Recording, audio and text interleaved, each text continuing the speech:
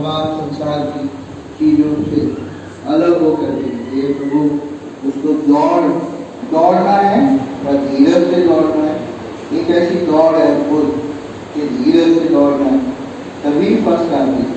गोल को अचीव करना है और अपने नियम के अनुसार दौड़ना है, फाउल नहीं करना है, दूसरे के ट्रैक में नहीं जाना है और तमाम जो विधि के अनुसार नहीं लड़ता है वो अपना कुछ नहीं पाता है।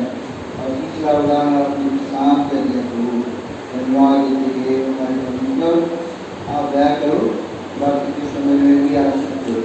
प्रार्थना सुनो प्रभु यीशु के पवित्र और सामर्थी नाम से मांगते हैं, आमीन आमीन आमीन। हम लोग एक छोटा कोरस गाएंगे। मैं कुछ और कुछ इसलिए मेरा बोझ उठाया यीशु। 667 बड़ी किताब में 667 मैं कुछ इसलिए मेरा बोझ उठाया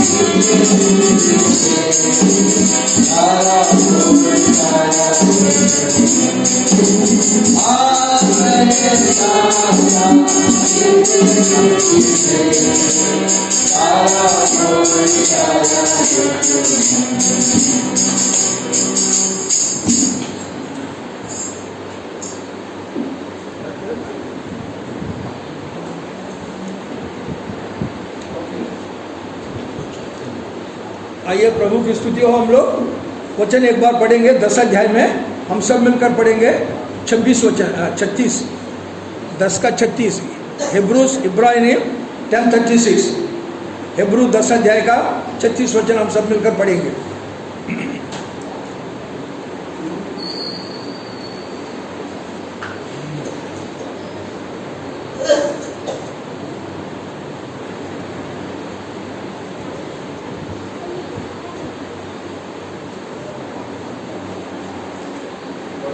पढ़ो। For you have need of endurance, so that after you have done the will of God, you may receive the promise. प्रभु की स्तुति हो। यहाँ हम 3 चीज़ों को पहले ही बताया।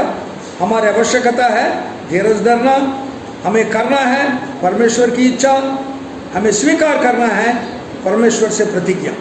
ये 3 चीज़ के बारे में हम देख रहे हैं।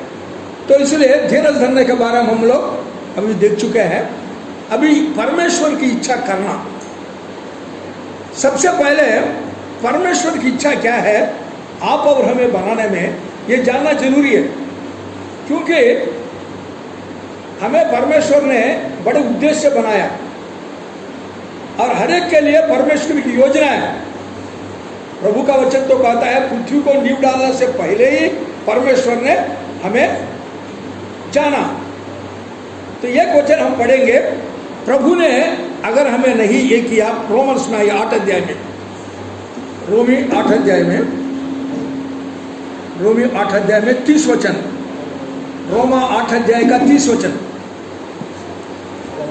फिर जिन्हें उसने पहले से ठहराया उन्हें बुलाया भी और जिन्हें बुलाया उन्हें धर्मी भी ठहराया और जिन्हें धर्मी ठहराया उन्हें महिमा भी दी है। परमेश्वर की इच्छा में दो भाग यहाँ पर देख लिया है, एक जस्टिफिकेशन, दूसरा glorification. Actually justification, sanctification and glorification. It is the will of God for you and for me.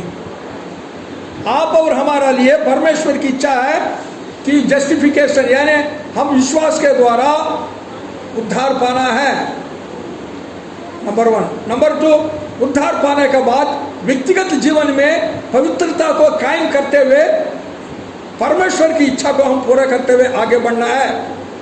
तीसरा, जो परमेश्वर ने हमें दिया है शरीर प्राण आत्मा, ये तीनों परमेश्वर की महिमा के लिए उसके बलिवेदी पर रखना है। ये 3 चीज हमारा काम है। ये परमेश्वर की इच्छा है और परमेश्वर की इच्छा जो है प्रार्थना के द्वारा प्रकट होती है। हम प्रार्थना में बहुत कमजोर है। हम समय जो है प्रार्थना में बिताना नहीं चाहते हैं। प्रार्थना जो है 5 मिनट से स्टार्ट करो। प्रार्थना के लिए बहुत मैटर्स है। प्रार्थना करना शुरू करेगा तो कोई बात नहीं, अपना परिवार से स्टार्ट करो। प्रभु जी, मैं अपने आप को आपका हाथों में सौंपता हूँ और मेरा अंदर प्रभु ये गलतियाँ हैं, प्रभु मुझे क्षमा करो। प्रभु मेरे पत्नी के बारे में मैं प्रार्थना करता हूँ, बेचारा सुबह से लेकर शाम तक काम करते रहती है, छोटी सी बात होने पर जो है उलझ जाती है, गुस्सा हो जाती है, कभी कभी रोती है। प्रभु उसके अंदर की इमोशंस है, दया करो प्रभु मेरी पत्नी पर, उनको सहायता करो, तो उनके लिए प्रार्थना करो।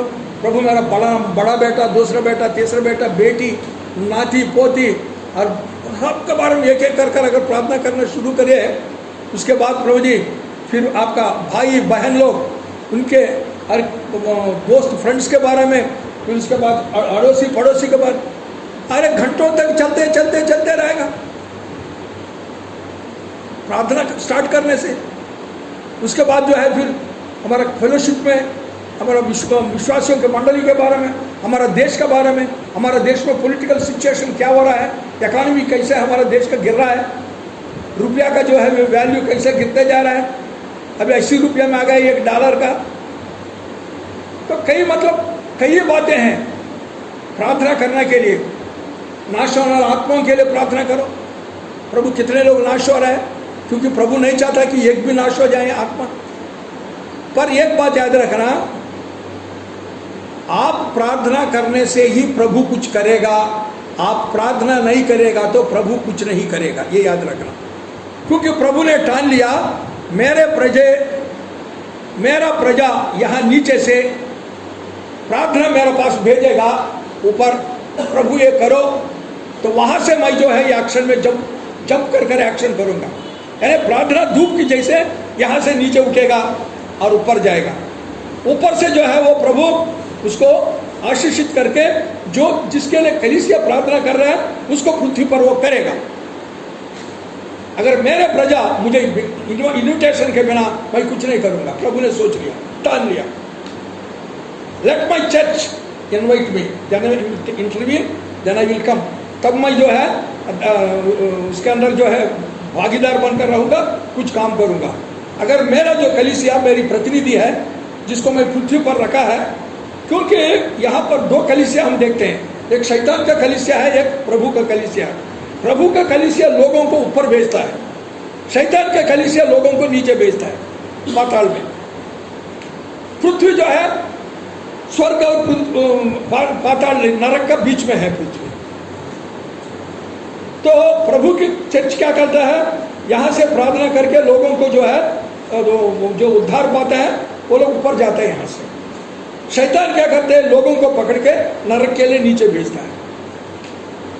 शैतान क्या बोलेगा, आप लोग प्रजा प्रार्थना नहीं करते हैं, आपको बुलाता नहीं है, बिल्कुल मेहमान बनकर आप क्यों दखलंदाज दे रहा है, आपको कोई बुलाने से तो जाओ ना। प्रभु ने बोले, यस मेरा प्रजा मेरे को बुलाएगा मैं जाऊंगा, नहीं तो मैं नहीं जाऊंगा। If anybody press all right. अगर कोई प्रार्थना करेगा, मैं जो पुकारेगा लॉर्ड, मैं बोलेगा yes my son what do you want me to do. प्रभु आप क्या चाहता है कि मैं करूं, हम बोलना है। प्रभु भी बोलता है आप क्या चाहता है कि मैं करूं आपके लिए प्रार्थना में। हमारी प्रार्थना पौलुस की जैसे होना है। पहले हिंदी में वो बात नहीं है, इंग्लिश में लिखा है 9 अध्याय में, प्रेरितों के काम 9 अध्याय में और जब वो गिरा, वो प्रभु पूछ रहा है, प्रभु आप कौन है? तो उन्होंने बोला, मैं यीशु हूँ जिसको तुम सता रहा है। तो प्रेरितों के काम 9 अध्याय में ये वचन पढ़िए, और इंग्लिश में लिखा है लेकिन हिंदी में नहीं है वो।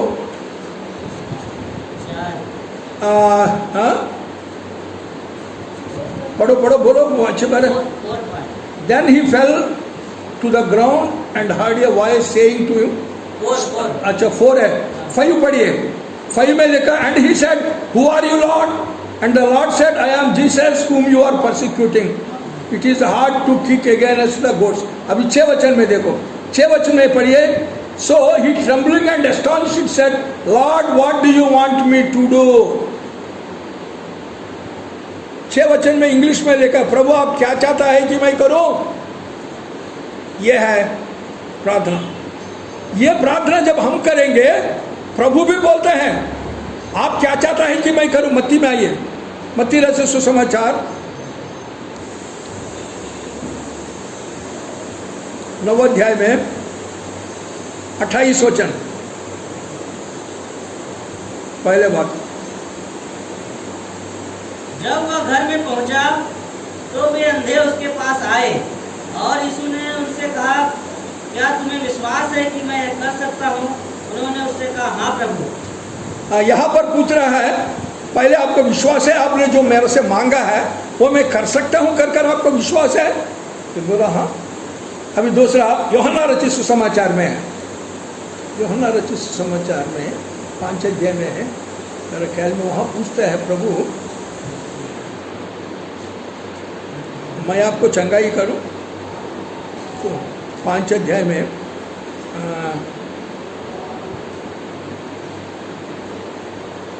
अच्छे वचन पढ़िए। Do you want to be made well? हाँ। यीशु ने उसे पड़ा हुआ देखकर और यह जानकर कि वह बहुत दिनों से इस दशा में पड़ा है, उससे पूछा, क्या तू चंगा होना चाहता है? हाँ, तो असली वो चीज़ मुझे नहीं मिल रहा है। कहीं है एक जगह पर कि लोग जब पूछते हैं, पुकारते हैं, तो मेरे ख्याल में बर्तिमई होगा। हाँ सॉरी, आइए मार्क में आइए, वहाँ पर लिखा है कि आप क्या चाहता है मैं करूँ करके 12 अध्याय में बर्तिमई पूछते हैं मेरे ख्याल में। मार्क 10 अध्याय में, मार्क 10 अध्याय में, यस 10 का 51, मार्क 10:51, आई एम सॉरी। हाँ, इस पर यीशु ने उससे कहा, तू क्या चाहता है कि मैं तेरे लिए करूं? तू क्या चाहता है कि मैं तेरे लिए करूं? अंधे ने उससे कहा, हे रब्बी, या कि मैं देखने लगूं। ये अंधा ने पुकारा, it is a kind of prayer, क्योंकि वहां कुछ लोग जा रहे थे। अंधा ने पूछे, क्या भाई हलचल मच रहा है यहाँ पर, क्या बात है, ये कोलाहल क्या है, कौन जा रहा है? बोले यीशु जा रहा है इस रास्ता से। उसने सोचा, पास चिल्लाने लगा, ऐ चुप करके, और चिल्लाने लगा। उन्होंने सोच लिया, अगर मेरे से पार होकर चले जाएगा, मेरे जीवन में और यह मौका नहीं मिलेगा, मुझे ये समय है मुझे चिल्लाने का। तो दाऊद का पुत्र, मुझ पर अनुग्रह करो, दया करो, चिल्लाने लगा जोर से। ये प्रार्थना प्रभु यीशु मसीह के पाँवों को बांध लिया, इसे जैसे रस्सी जाकर बांधता है, इसे बांध लिया। एक कदम भी वो आगे नहीं बढ़ पाया। इसकी प्रार्थना उसको बांध लिया पाँव को, इसलिए रोका वहाँ पर, कहता उसको बुलाओ। तो उसको बुला कर आया, वो फेंक दिया, वो भीख मांगने वाला जो कपड़ा वगैरह सब फेंक दिया। बोला, क्या चाहिए, आप क्या चाहता है कि मैं करूँ? प्रार्थना में यही है भैया, प्रार्थना में प्रभु पूछता है प्रार्थना करने वालों से, आप क्या चाहता है कि मैं करूं? और जो आदमी प्रार्थना करने वाला, वो भी जो है प्रभु से यही पूछता है, प्रभु आप क्या चाहता है कि मैं आपके लिए करूं? पौलुस की जैसे, क्योंकि इंटीमेसी विद गॉड चाहिए हम लोग को। प्रार्थना वही है, प्रार्थना ही लाता है प्रभु के साथ सन्निहित संबंध, उसके साथ मिलजुल कर रहना बस। प्रभु, your will is my will lord, आपकी इच्छा ही मेरी इच्छा। प्रभु यीशु मसीह ने जब प्रार्थना किया गेत्सेमनी में, लूक में प्रार्थना करके, पिताजी अगर हो सके तो ये जो कटोरा मेरा से निकालो, लेकिन मेरी इच्छा नहीं, आपकी इच्छा है। प्रभु की इच्छा प्रियो ये है, सबसे पहले आप और हम उद्धार पाकर परमेश्वर का संतान बनना है। परमेश्वर के संतान बनना। इसलिए पहले तिमोथी 2 अध्याय में भी पढ़िए। पहले तिमोथी 2 अध्याय में प्रभु नहीं चाहता है कोई नाश हो जाए। जल्दी जल्दी देख लेंगे 2 चीज और ज़्यादा समझ में नहीं है। अब सबसे पहले जस्टिफिकेशन, इसलिए पढ़िए पहले तिमोथी 2 अध्याय में 4 से 6 तक। जो यह चाहता है कि सब मनुष्यों का उद्धार हो और वे सत्य को भली भांति पहचान लें। क्यों 4 से 6 तक पढ़िए। क्योंकि परमेश्वर एक ही है और परमेश्वर और मनुष्यों के बीच में भी एक ही बिचवाई है, अर्थात मसीह यीशु जो मनुष्य है, जिसने अपने आप को सबके छुटकारे के दाम में दे दिया और उसकी गवाही ठीक समय पर दी गई। पूरा गॉस्पेल दे दिया यहाँ पर। प्रभु नहीं चाहता है कि कोई नाश हो जाए, इसलिए प्रभु ने अपना पुत्र यीशु को भेजा बिचवाई के तौर पर। वो मध्यवर्ती है, वो आप और परमेश्वर के बीच में मध्यवर्ती है, वो बिचवाई है। आपका दोनों को हाथों को वही मिला सकते हैं। आप लोग दोनों दुश्मन हैं, पापी होने के कारण आप परमेश्वर के लिए दुश्मन हैं। इसलिए परमेश्वर भी जो है एक पापी के साथ ये नहीं कर सकता, संगति नहीं कर सकता। इसलिए दोनों को बीच में आया यीशु बिचवाई। उन्होंने बोला मुझे भी आप एक थप्पड़ दे दो, मुझे भी आप थप्पड़ दे दो, दोनों के बीच में मैं मर जाऊंगा, लेकिन तुम दोनों का हाथ मैं मिलाऊंगा। मैं मर जाऊंगा दोनों को मिलाने के लिए। अपने मृत्यु के द्वारा पापों को प्रायश्चित किया और दोनों को दोस्त बना दिया, परमेश्वर और मनुष्य को हाथ मिला दिया। और वही जो है हमारा मध्यवर्ती, हमारा मीडिएटर है, और उसके द्वारा ही जो है पाप क्षमा है। मार्क 2:5 और 10 में हम देखते हैं कि हे मेरा पुत्र तुम्हारा पाप क्षमा हो गया।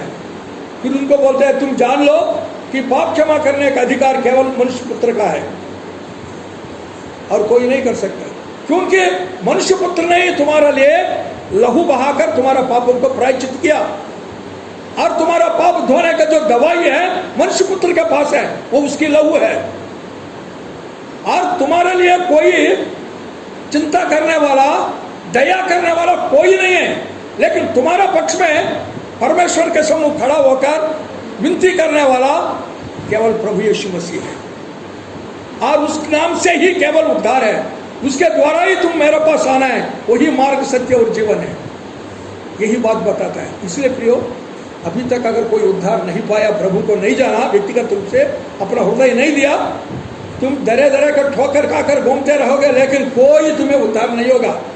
किसी का भी नाम दे दो। इसलिए प्रेरितों के काम 4:12 में लिखा है, पढ़ने की जरूरत नहीं। किसी और नाम से आकाश का नीचे पृथ्वी के ऊपर दिया हुआ किसी और नाम से उद्धार नहीं, मुक्ति नहीं है। केवल इस यीशु के नाम से ही हमें मुक्ति पाना है। इसलिए प्रिय, अभी भी यहाँ पर है कोई जिसने अपना हृदय प्रभु को नहीं दिया, तो प्रभु को हृदय दे दो, क्योंकि प्रभु आपके बारे में अभी भी रो रहा है। परमेश्वर पिता के दाहिने और बैठकर आप हमारे लिए सबके लिए विनती कर रहा है। वो नहीं चाहता है कि तुम नाश हो जाए। यिजकेल में भी यही बोलते हैं, 18 अध्याय में, 36 अध्याय में भी, दुष्ट मरने से मेरा कोई कुछ नहीं है। वो मन फिरा कर जो है मेरा संतान बनना ही मेरी इच्छा है।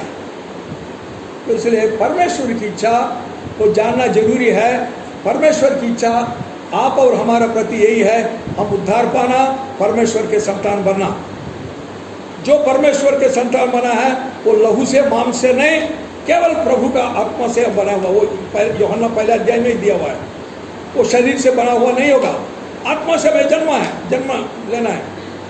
दूसरी, और सैंक्टिफिकेशन। एक बार उद्धार पाने के बाद फिर हम वो गंदगी में नहीं जा सकते हैं। लेकिन हमारा स्वभाव है ये, कुत्ता को सिंहासन पर बिठाया, चप्पल उधर था, उसने देखा चप्पल को, पुराना स्वभाव है ना, उतरा नीचे जाकर चमड़ा को चप्पल का काट रहा है। ये परमेश्वर ने जो है राजा बनाकर बनाया, दाऊद ने वही किया। अपना जो पाप स्वभाव है ना, कहाँ जाएगा? भेड़ बकरियों के पीछे जाने वाला को ले जाकर जो है सिंहासन बैठा। हम लोग का भी वही हाल है। पापियों को किसी को जरूरत नहीं है हमारा। नो आई पिटीड यू, यिजकेल 6 अध्याय में बोलते हैं, कोई आंख तुम पर जो है दया नहीं किया, तरस नहीं खाया। उनको बुद्धि ये भी नहीं आया था कि चलो यार ये लहू में जो है ये डोल रही है, इसको तो इस पर मैं थोड़ा दया करूँ, ये मृत्यु मरना। प्रभु ने बोला फिर भी मैंने बोला मरने वालों से तू जियो। तो इसलिए प्रियो, उद्धार पाने के बाद हमारा सैंक्टिफिकेशन है वो केवल एक वचन पढ़ेंगे, पहले थेसलोनी में आइए, 1 थेसलोनियंस 4 अध्याय में 3 से 8 तक पढ़िए।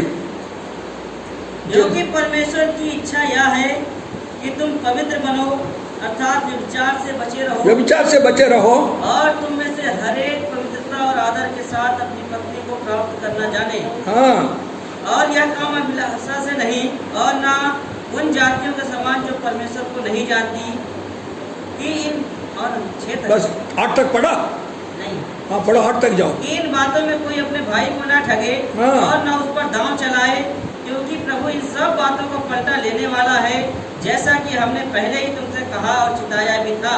क्योंकि परमेश्वर ने हमें अशुद्ध होने के लिए नहीं परंतु पवित्र होने के लिए बुलाया है। इस कारण जो इसे तुच्छ जानता है वह मनुष्य को नहीं परंतु परमेश्वर को तुच्छ जानता है, जो अपना पवित्र आत्मा तुम्हें देता है।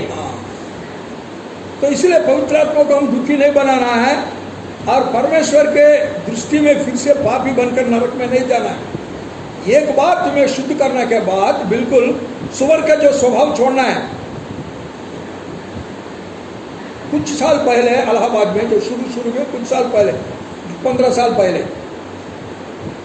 कुछ लोग प्रार्थना में आते थे, तो एक आदमी दूसरे की पत्नी को लेकर वो जाता था। रोमन कैथोलिक्स थे वो लोग। मैंने उसके हस्बैंड को बोला, brother this is not good, आपकी पत्नी हो उसको क्यों भेजे? ब्रदर हम लोग जो है बड़े विशाल होने के लोग हैं, हमारा कुछ नहीं होगा। ब्रदर ठीक है। उसी साल के अंदर ऐसा हो गया, उसकी पत्नी ने बोला तुम्हें मैं छोड़ दूंगी और उसके साथ में, उसको पत्नी नहीं है, उसको पत्नी नहीं है। उसमें बड़ा झगड़ा हुआ, वो गई, बस उसके बाद 1 साल वहाँ पर रही उनके मम्मी यहाँ के पास। हम मेरठ गए प्रार्थना करके और उसको बात किया, उसको लेकर आया रेलवे स्टेशन में। मैंने बोला तुम स्वीकार करने के लिए यहाँ से हस्बैंड आ जाओ, क्योंकि मृत्यु के सिवा कोई पति पत्नी का अलग नहीं कर सकता। उसको बच्चे भी हैं। मैंने बोला बच्चों को क्यों बर्बाद कर रहे हैं? क्षमा करने के लिए मन है तो बहुत अच्छी बात है, क्षमा करना चाहिए। उसका हस्बैंड ने बोला ओके ब्रदर मैं क्षमा करूँगा। बस फिर जोड़ा उस दोनों। फिर भी उसके पत्नी के अंदर जो है वो स्वभाव का मतलब कि वो नहीं गई है, वो फिर भी इसी के ऊपर दोष लगाती है। ये बोलता है मेरे से, ब्रदर देखो मैं आपने बोला अगर आपके लिए विशाल हृदय है तो बेचारी तो क्या है, क्षमा करो, कौन सा ये है, प्रभु आपका सहायता करे कर कर आपने बोला। मैंने मम्मी का बात भी नहीं माना, मेरी दीदी की बात नहीं मानी, और मैंने परमेश्वर के दास बोला कर कर आपने, मैंने बोला उसका प्रतिफल प्रभु देगा, डोंट वरी। अभी ला रहे अच्छी तरह। कहना मतलब यह है जब हमें मालूम है कि ये ऐसा करने से ऐसा हो सकता है करके विवेक में प्रभु जब हमसे बोल रहा है तो हम जानबूझकर फिर उसको क्यों नजरअंदाज करना चाहिए? एक आदमी दूसरे आदमी का पत्नी को, चाहे वो विश्वासी भी हो, no don't allow to go and to sit behind उसका पीछे बैठकर वो जाने के लिए अनुमति देना ही नहीं है। बिल्कुल पहले बात। लोग भी देखकर क्या कहेंगे? ठीक है भाई, लोग भी बोलेंगे अरे ये क्या है, ये फलाने की पत्नी है, ये कैसे जा रही है। देखो आजकल की जो सोसाइटी बड़ा ये हो गया ना, गलत है ये काम। तो प्रभु बोल रहे सैंक्टिफिकेशन, क्योंकि हम इस दुनिया में उद्धार पाया है, लेकिन यही पुराना ही शरीर है, पुराना स्वभाव है, कभी भी हमको धोखा दे सकता है। इसलिए प्रियो सैंक्टिफिकेशन यूसुफ के जीवन में हम देखते हैं। और उसके साथ जब पोतीफर की पत्नी ने पाप करने के लिए जब उनको ये बोलती है तो बोला how can I do this wicket thing, ये दुष्कर्म कर कर मैं परमेश्वर के विरुद्ध कैसे पाप करूं? तो मैं कर नहीं सकता। बस भागा वहां से। तो इसलिए सैंक्टिफिकेशन हमारा प्रभु की इच्छा है। इसलिए पवित्र को परमेश्वर हमें आप इसलिए दिया वो हमें प्रेजेंट करेगा। कोलोसियंस में एक वचन पढ़ेंगे, कोलोसियन की पत्री में एक वचन पढ़ेंगे बस। कोलोसियंस दूसरे अध्याय में, नहीं पहले अध्याय में, कोलोसियंस पहले अध्याय में 22 वचन पढ़िए।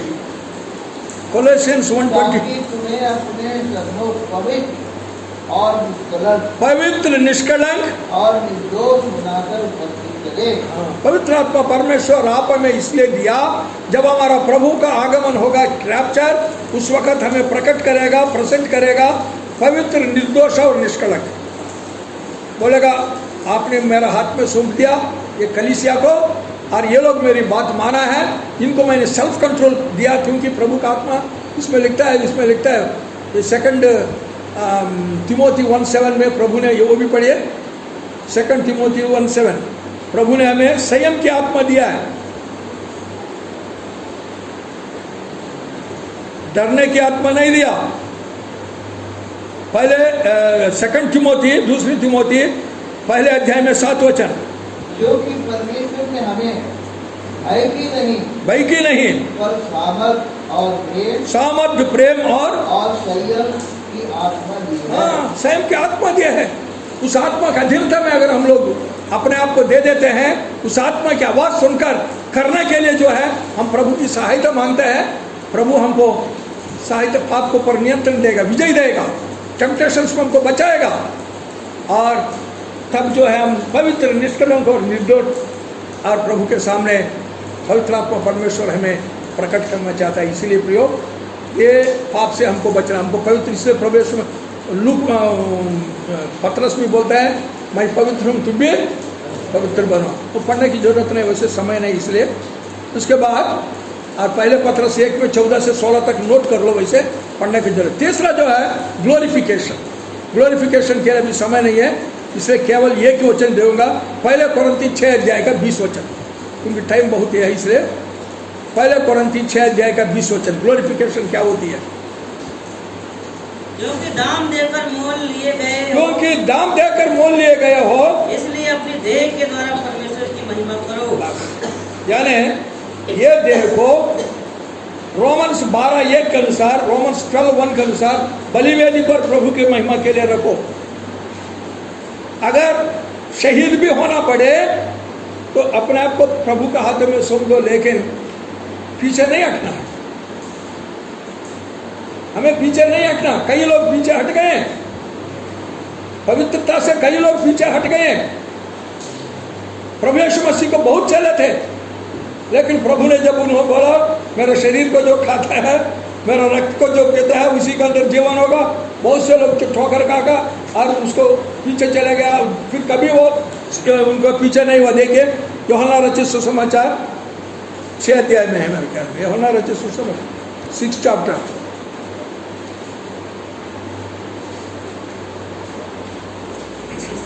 साठ वचन पढ़िए, 660 6 का 60। उसके चेलों में से बहुतों ने यह सुनकर कहा, यह कठोर बात है, इसे कौन सह सकता है? पढ़ते जाओ। कौन सुन सकता है? यीशु ने अपने मन में यह जानकर कि मेरे चेले आपस में इस बात पर कुड़कुड़ाते हैं, उनसे पूछा, क्या इस बात में से तुम्हें ठोकर लगती है? यदि तुम मनुष्य के पुत्र को जहाँ वह पहले था वहाँ ऊपर जाते देखोगे तो क्या होगा? आत्मा तो जीवनदायक है, शरीर से कुछ लाभ नहीं। जो बातें मैंने तुमसे कही वे आत्मा है और जीवन भी, परंतु तुम में से कुछ ऐसे हैं जो विश्वास नहीं करते। क्योंकि यीशु पहले ही से जानता था कि जो विश्वास नहीं करते वे कौन हैं और कौन मुझे पकड़वाएगा। और उसने कहा, इसीलिए मैंने तुमसे कहा था कि जब तक किसी को पिता की ओर से या वरदान ना दिया जाए तब तक वह मेरे पास नहीं आ सकता। 66 पढ़िए अभी। हाँ, इस पर उसके चेलों में से, इसके उन पर चेलों में से बहुत से उल्टे फिर गए, बहुत उल्टे फिर गए और इसके बाद उसके साथ ना चले। बस फिर उन्होंने पूछा, पढ़ने की जरूरत नहीं, पतरस से, क्या तुम लोग भी छोड़ना चाहता है 12 चेलों से? प्रभु हम कहा जाए, जीवन की बात होता आपके पास है, क्षमा करने वाला आप है, बाकी लोग कोई क्षमा करेगा?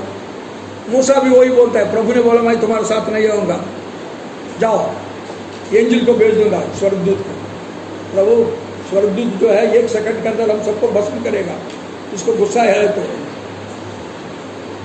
हाँ, सीरियंस को जैसा उसने 1,85,000 को सेकंडों में खत्म किया, ऐसा आप जैसा सहनशीलता प्रेम बरतने वाला कौन है? आप हमारे संगाने से ही हम जाएंगे, नहीं तो हमको यहाँ से मत ले जाओ। तो इसलिए प्रियो, हमारा सैंक्टिफिकेशन और ग्लोरिफिकेशन का मतलब यह है वी मस्ट हम अपने आप को, शरीर प्राण आत्मा को जिसने प्रभु जो है चुना, जो प्रभु ने हमें दिया, जो प्रभु ने उनको जो है उद्धार किया, उसकी महिमा के लिए देने के लिए हर समय हम लोग जो है तत्पर रहना चाहिए, पीछे नहीं हटना है। मरना पड़े तो वो क्या लॉर्ड, हम आपके लिए मरेंगे, क्योंकि यहाँ पर जब आंख बंद करेंगे, जब आंख खोलेंगे तो हम प्रभु के साथ स्वर्ग में पाए जाएंगे। ये वीर लोग, विश्वास वीर लोग जो है इब्रानी 11 अध्याय में हम देखते हैं, वो सब वही है। आरी से काटे गए, क्या क्या किया उनका हम जानते हैं। इसलिए प्रभु की महिमा यही है, उद्धार पाओ, पवित्रता को कायम रखो, मेरे महिमा के लिए अपने आप को दे दो, बस। This is the will of God. उसके बाद प्रॉमिस जो है, पुराना जमाने में प्रॉमिसेस प्रभु ने दिया, आप और हमें दिया हुआ नए नियम में जो प्रॉमिस क्या मालूम है? मेरा पुत्र आ रहा है, उसके लिए तैयार रहो for his second coming, that is the promise Lord. Time नहीं वेस्ट करना है, मैंने समय नहीं है, इसलिए आइए इसी रोमियो की ये इब्रानी में आइए, इब्रानी में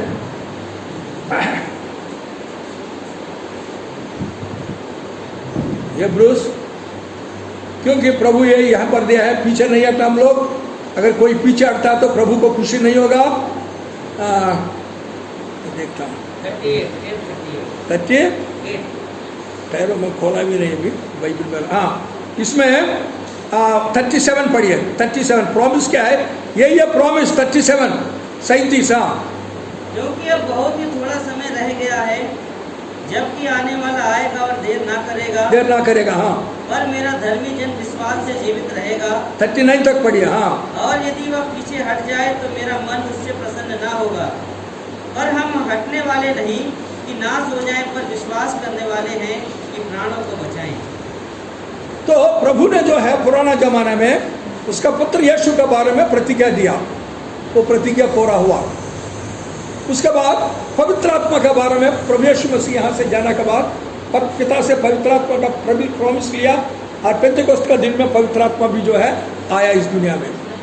अब पवित्र आत्मा परमेश्वर आप और हमें जो उद्धार पाए हुए लोग हैं, परमेश्वर के संतान हैं, हमें तैयार कर रहा है। क्यों? जब प्रभु आएगा तो हम भी जो है रूपांतर होकर प्रभु के साथ मिले और प्रभु के साथ जाएं। तो अब जो पवित्र आत्मा परमेश्वर ये बोल रहा है, अब तुम्हारा पति आने वाला है, तैयार रहो। ये यहूदियों का शादी कैसे होता है मालूम है? सबसे पहले सगाई होती है, एंगेजमेंट है ना, मंगनी होती है। मंगनी में क्या करता है? मंगनी होने के बाद उनके लिए एक घर बनाएगा, उस स्त्री को, पत्नी को, उसको एक लैंप देगा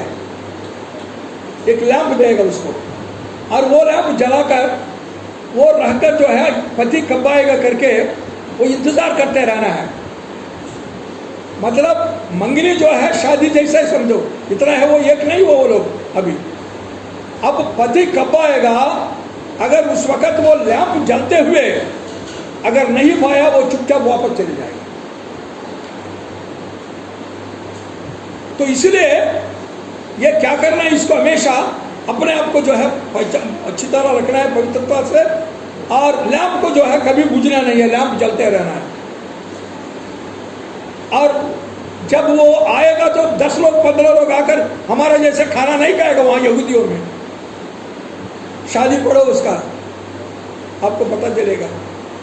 वो आया, कब आएगा मालूम नहीं है, उनका शादी हो ही गया। बोले अरे उनका तो शादी तो हो ही गया, अब जो है पति पत्नी मिल गए।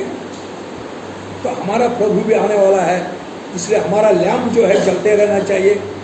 वो 5 जो निर्बुद्धि कन्या की जैसे अगर हम भी रह जाए, तेल नहीं है, पवित्र आत्मा को नहीं हमारा अंदर, पवित्र आत्मा को दुखी बनाए, इसलिए तो पवित्र आत्मा को छोड़कर चले गए। तो समसोन की जैसा, हाँ अभी भी मैं कुछ कर सकता हूँ, हाँ कर, उनको क्या मालूम परमेश्वर ने उसको छोड़ दिया करके। शाऊल की जैसा, हाँ मैं राजा हूँ कुछ कर सकता हूँ, उसको क्या मालूम है प्रभु का आत्मा छोड़ते ही दुष्ट आत्मा है उसके अंदर, कहीं धोखा कर देते हम लोग। इसलिए शाऊल ने जैसे, दाऊद ने जैसे धीरज धरा, फिर से परमेश्वर स्वयं इसको राजा, पहले तो अभिषेक तो हो गया, अनाइंटिंग हो गया, लेकिन स्वयं प्रभु बिठाने तक उसने अपने आप को बचाते रहा।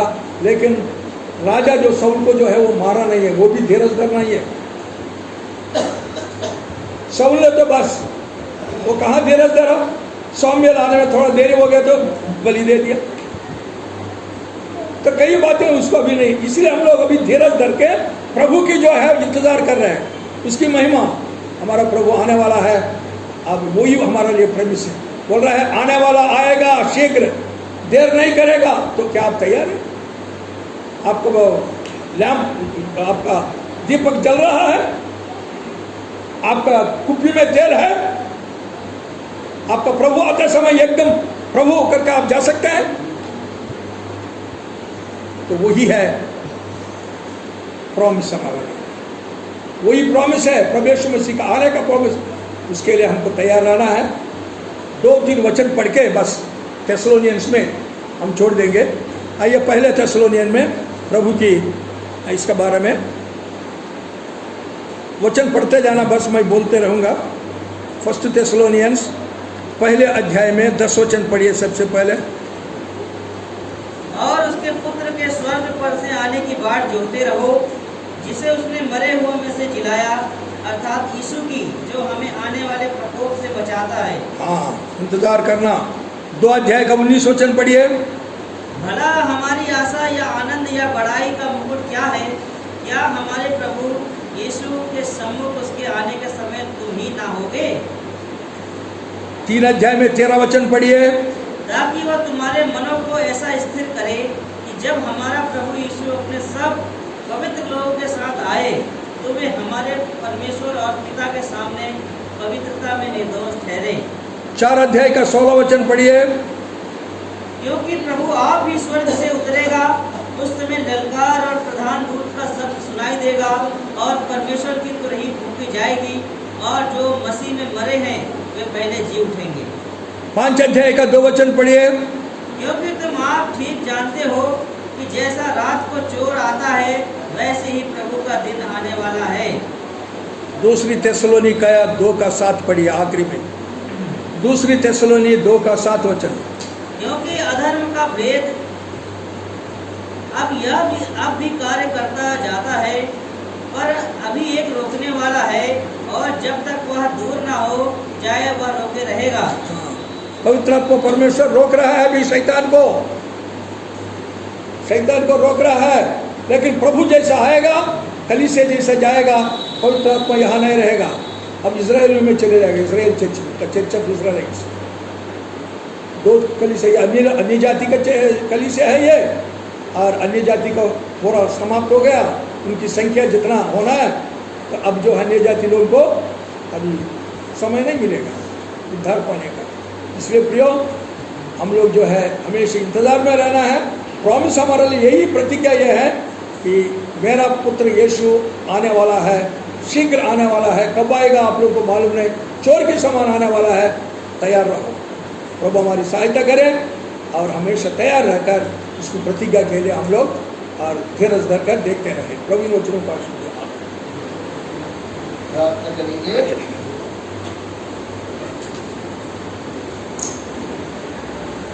याकूब भाई प्रार्थना करेंगे।